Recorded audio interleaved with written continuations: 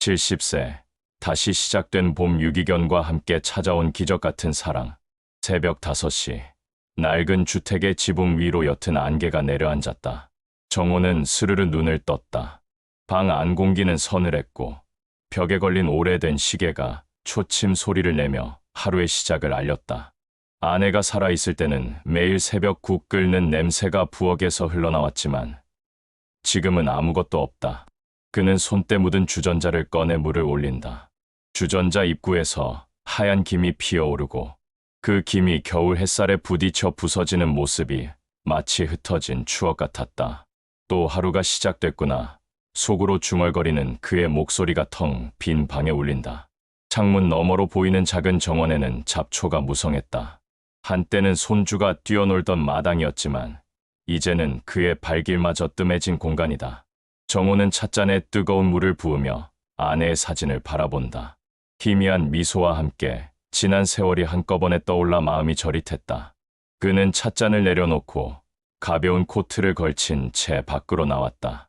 겨울 냄새가 코끝을 스치고 거리는 아직 잠에서 깨어나지 않은 듯 조용했다. 이때 골목길 끝에서 희미한 신음소리가 들렸다. 정호는 고개를 돌렸다. 낡은 상자 옆에 작은 강아지 한 마리가 떨고 있었다.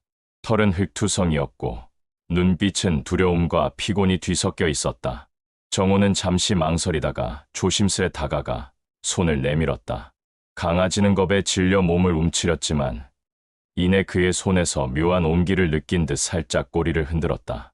정호의 가슴 속 어딘가에서 오래 잊고 지낸 감정이 일렁였다. 그는 강아지를 품에 안았다. 차가운 털이 손끝에 닿았지만 그 속에서 미묘한 생명의 온기가 느껴졌다. 괜찮다, 이제 괜찮다. 정호의 목소리가 떨렸지만 그 떨림 속에는 오랜만에 되살아난 따스함이 섞여 있었다. 집에 돌아와 그는 강아지를 씻기고 오래된 수건으로 조심스레 털을 닦았다. 강아지는 처음에는 낯설어했지만 이내 정호의 손길에 몸을 맡겼다. 따뜻한 국물에 밥을 말아 작은 그릇에 담자 강아지는 허겁지겁 먹기 시작했다. 그 모습을 보며 정호는 자신도 모르게 미소를 지었다. 오랜만에 그의 집에 생기가 돌았다. 밤이 깊어가자 강아지는 그의 무릎 위에 머리를 얹고 잠들었다. 정호는 강아지의 숨결을 느끼며 자신도 모르게 눈가가 젖어옴을 느꼈다. 텅 빈 집이 처음으로 조금 덜 외롭게 느껴졌다. 그는 속으로 중얼거렸다. 너도 나처럼 버려졌구나. 이제 우리 서로 의지하며 살아가자. 복실이라는 이름을 처음 불렀을 때 강아지는 고개를 살짝 들더니 낯설지만 어딘가 익숙한 듯한 눈빛으로 정호를 바라보았다. 그 눈빛에는 믿음과 두려움이 뒤섞여 있었다. 그날부터 정호의 하루는 달라졌다. 새벽마다 복실이가 먼저 그를 깨웠다. 낡은 방 안에 작은 발톱 소리가 사각사각 울렸고 그것이 알람 시계보다 더 따뜻하게 그의 귀를 깨웠다. 정호는 복실이를 위해 따뜻한 밥을 지었다. 강아지가 허겁지겁 밥을 먹는 모습을 보며 그는 오래 잊었던 돌봄의 감정을 되찾았다. 집 안은 점점 따뜻한 기운으로 채워졌다. 그가 그릇을 씻는 동안 복실이는 발을 털며 작은 소리를 내고 정호는 그 소리에 귀를 기울였다. 그것이 오래된 집의 침묵을 깨워주는 음악 같았다. 산책길도 변했다. 예전에는 목적 없이 걷던 길이 이제는 복실이와 함께하는 여정이 되었다. 골목마다, 나무마다 새로운 냄새를 맡으며 복실이가 꼬리를 흔드는 모습은 정호에게 새로운 세상을 보여주었다. 동네 사람들도 그를 알아보기 시작했다. 어르신, 새 식구 생기셨네요. 그 한마디가 그의 굳은 표정을 서서히 풀어주었다. 그는 복실이를 위해 작은 간식도 만들고 집 안 구석구석을 정리했다. 혼자 살면서 방치되었던 화분에 물을 주었고 꺼져 있던 라디오를 다시 켰다. 라디오에서 흘러나오는 옛 노래에 복실이가 귀를 쫑긋 세우는 모습을 보며 그는 피식 웃었다. 집이 다시 살아나고 있었다. 어느 날 겨울 끝자락에 찬 바람이 부는 공원에서 정호는 영자를 처음 만났다. 그녀는 회색 코트를 입고 있었고 품에는 길고양이 미루를 안고 있었다. 미루는 호기심 많은 눈빛으로 복실이를 바라봤다. 두 동물은 처음에는 경계하다가 이내 꼬리를 흔들며 서로를 맡았다. 영자의 목소리는 낮고 부드러웠다. 이 아이가 아니었으면 이렇게 밖으로 나올 일도 없었을 거예요. 그 말에 정호는 고개를 끄덕였다. 나도 그래요. 이 녀석이 내 삶을 다시 열게 했어요. 그날 이후 두 사람은 공원 벤치에서 자주 마주쳤다. 정호는 오랫동안 사람들과 말을 섞지 않았지만 영자 앞에서는 이상하게도 마음이 열렸다.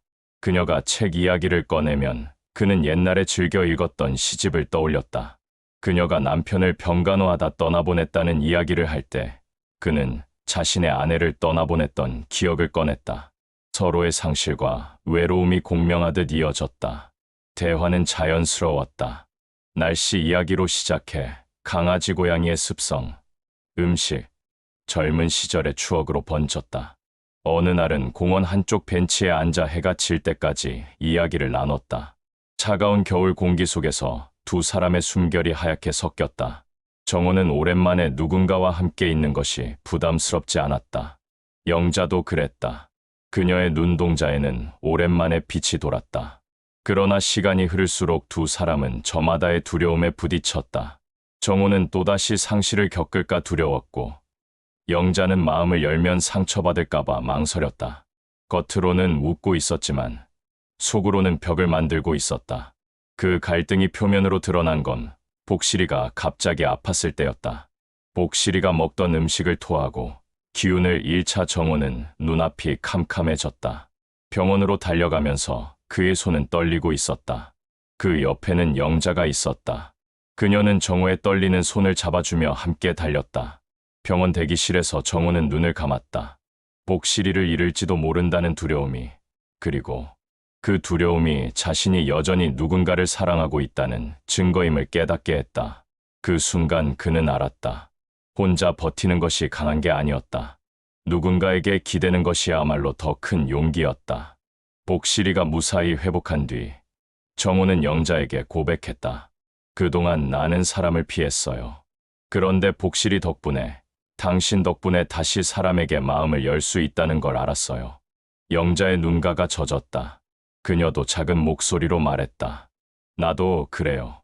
이 아이들이 아니었으면 아직도 내 마음은 닫혀 있었을 거예요. 그날 이후 두 사람은 조금씩 함께하는 시간을 늘렸다. 도서관에서 책을 고르고 동네 시장을 함께 다니고 주말이면 근교의 산책길을 걸었다. 복실이와 미루는 그들 곁에서 뛰놀며 꼬리를 흔들었다. 정호는 오랫동안 하지 않던 요리를 다시 시작했다. 영자가 좋아하는 된장국을 끓이고 둘이 함께 옛날 노래를 틀어놓고 식탁에 앉았다. 영자는 정호에게 오랜만에 미소를 보여주었다. 작은 일상이 두 사람의 마음을 단단하게 엮어주었다. 봄이 찾아오자 정호와 영자는 조용히 결혼식을 올렸다. 화려한 예식장이 아닌 공원 벤치에서 서로의 손을 잡고 약속을 나누었다. 벚꽃이 바람에 흩날리며 그들의 머리 위로 쏟아졌다. 두 사람은 그 순간 긴 겨울 끝에 찾아온 봄을 온몸으로 느꼈다. 복실이와 미루가 그들 곁을 맴돌며 즐겁게 뛰었다. 그 장면은 마치 오래된 영화 속의 한 장면 같았다. 몇 년이 흘렀다. 정호와 영자는 동네에 작은 희망 모임을 만들었다. 혼자 사는 노인들과 버려진 반려동물을 돌보는 모임이었다. 그곳에서는 누군가의 손길이 필요한 이들이 서로를 돌보았다. 작은 모임은 점점 커졌고 동네의 밝은 공간이 되었다. 정호는 복실이를 품에 안으며 속삭였다. 내가 내게 준 건 단순한 위로가 아니었어. 삶을 다시 시작할 용기였어. 영자는 그의 손을 잡고 고개를 끄덕였다. 우리도 이 아이들처럼 누군가에게 작은 희망이 되면 좋겠어요. 그들의 집 거실 벽에는 함께 찍은 사진들이 가득 걸려 있었다. 사진 속에 정호와 영자는 웃고 있었고 복실이와 미루도 그들 곁에서 행복한 눈빛을 하고 있었다. 오랜 세월의 외로움과 상처는 이제 새로운 사랑과 관계로 채워지고 있었다. 창문 너머로 봄바람이 살짝 스며들었다. 정호는 그 바람 속에서 다시 태어난 자신을 느꼈다. 그는 혼잣말처럼 중얼거렸다. 늦게 피어도 꽃은 결국 피는구나.